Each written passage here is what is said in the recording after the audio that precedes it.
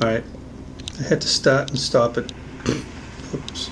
So this may be ink number 2, but I'm not sure if you can pick up right there. I think I can see where the ink, as it was designed to do, is doing. So you've got this little centerpiece now of sheen. In fact, now that it's really difficult to see because, again, I don't have a really white light. If this was in daylight, you might be able to see it. I don't know if it's getting picked up as I move the page like this, but certainly right there, here, you can see that the center of this ink has a nearly solid line of the little metal bits. In fact, even over here on the D, the ink is doing exactly what it was supposed to do. So for inks with bits in them, for calligraphers, don't know if it's a true calligraphy nib, but maybe you could grind the thing to do what you wanted it to do. This Noodlers Boston pen would be the way to go. In fact, this would be the pen that I would write with this ink because of its ability to throw the little glitter bits onto the page with ease.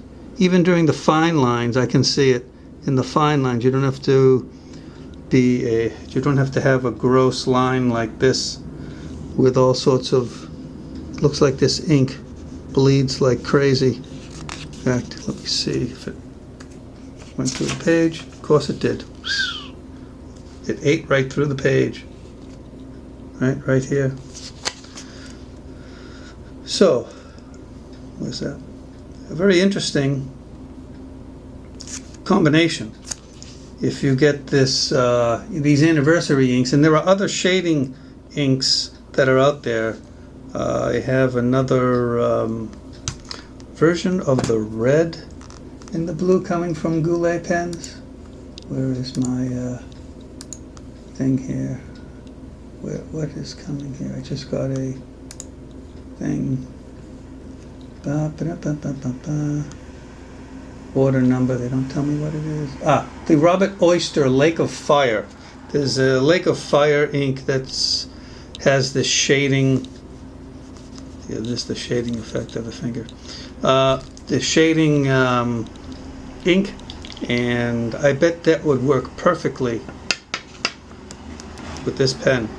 So maybe by Christmas time, this thing will be out in numbers, and people will be gobbling them up, I bet, because you don't, here, tap tap. I'm tapping it mainly because I'm opening it up at an angle. No ink flowing out of there. And when I bring the ink up here, it is, sorry, the nib up here, voila, there is a bunch of stuff there. Now I'm sure, I don't think you can, is that going to work? That's not really working well. Let me see if this will work. If I put this backwards here, hold this like the ink of my fingers. There we go. I bet that would work. If I had a strong light, yeah, that works. So you can see that, or I can see that the nib,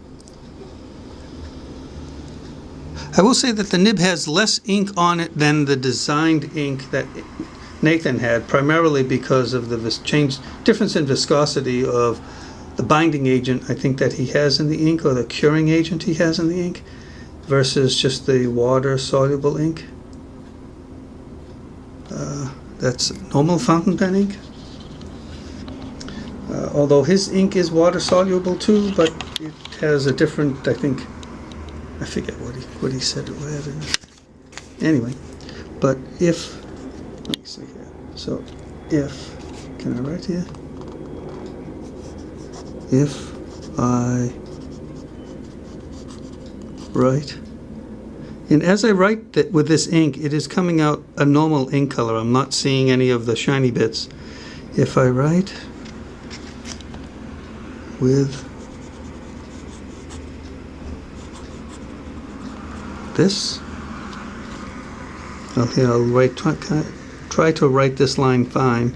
If I write with this pen,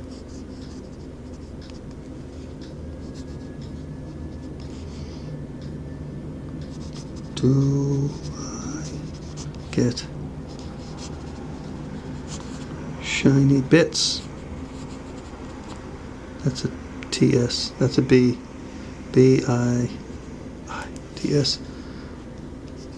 In the line. Because after you do cap the pen, which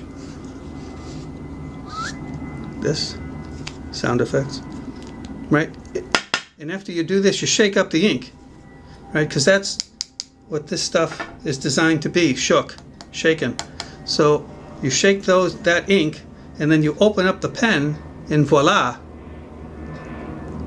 you have shiny bits in the correct proportion, suspension maybe, in the ink that you should have to write the way the ink was designed. So there's another idea for the Boston pen, although it's not Noodlers Ink.